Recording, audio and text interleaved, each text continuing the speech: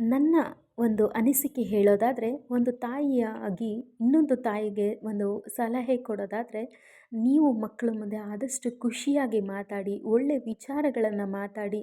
ಆ ಮಗು ತಪ್ಪು ಮಾಡಿದಾಗ ನನಗೂ ಕೋಪ ಬರುತ್ತೆ. ಆದರೆ ನಾನೇನು ಮಾಡ್ತೀನಿ ಅಂತ ಹೇಳಿದ್ರೆ, ಫಸ್ಟ್ ವರ್ಡ್ ಯೂಸ್ ಮಾಡೋದೇ "ಹೋಗಲಿ ಬಿಡು ಪಾಪು, ಪರವಾಗಿಲ್ಲ" ಅಂತ ಹೇಳ್ತೀನಿ. ಸಮ್‌ಟೈಮ್ಸ್ ನಾನು ಅದನ್ನು ಕೂತ್ಕೊಂಡು ಅವಳಿಗೆ ತಿಳಿಸಿ ಹೇಳಿರ್ತೀನಿ. "ಪಾಪು, ಇದೆಲ್ಲ ಸರಿ ಇಲ್ಲ. ಈ ಥರ ನೀಟಾಗಿ ಕೂತ್ಕೊಂಡು ಊಟ ಮಾಡಬೇಕು. ಈ ಥರ ನೀರನ್ನು ಚೆಲ್ಲಿದ್ರೆ ನೀನೇ ಬೀಳ್ತೀಯ.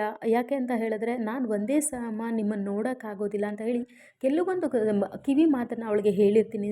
ಅದನ್ನು ಅವಳು ಅರ್ಥ ಮಾಡಿಕೊಂಡು, ನಾನು ಕೂಡ ಅದೇ ಮಿಸ್ಟೇಕ್ ಮಾಡಿರ್ತೀವಿ. ನಾವು ಕೂಡ ಅನ್ನ ಚೆಲ್ಲೋದು ಅಥವಾ ನೀರು ಚೆಲ್ಲೋ ಕೆಲಸ ಮಾಡಿದಾಗ ನಾವು ಬೈದಿದ್ರೆ ಅವರೂ ಬೈದಿರ್ತಾರೆ. ಸೊ ನಾನು ಅದನ್ನು "ಹೋಗಲಿ ಬಿಡು ಪಾಪು" ಅಂದರೆ ಅವಳು ಎಷ್ಟು ಮುದ್ದಾಗಿ ನನ್ನ ಮಗಳು ಹೇಳಿದ್ರು ಅಂದರೆ, "ಅಮ್ಮ ಹೋಗಲಿ ಬಿಡಮ್ಮ, ಪರವಾಗಿಲ್ಲ, ಕ್ಲೀನ್ ಮಾಡ್ಕೊಳ್ಳೋಣ" ಅಂತ ಹೇಳಿದ್ಲು. ಸೊ ಆ ಮಾತು ಕೇಳಿ ನಿಜವಾಗ್ಲೂ ಖುಷಿಯಾಯಿತು. ನೀವು ನಿಮ್ಮ ಮಕ್ಕಳ ಮುಂದೆ ಆದಷ್ಟು ಒಳ್ಳೆ ವಿಚಾರಗಳನ್ನು ಮಾತಾಡಿ, ಒಳ್ಳೆ ಒಂದು ಎನ್ವೈರ್ನ್ಮೆಂಟನ್ನು ಕ್ರಿಯೇಟ್ ಮಾಡಿ ಅಂತ ಹೇಳ್ತೀನಿ. Thank you.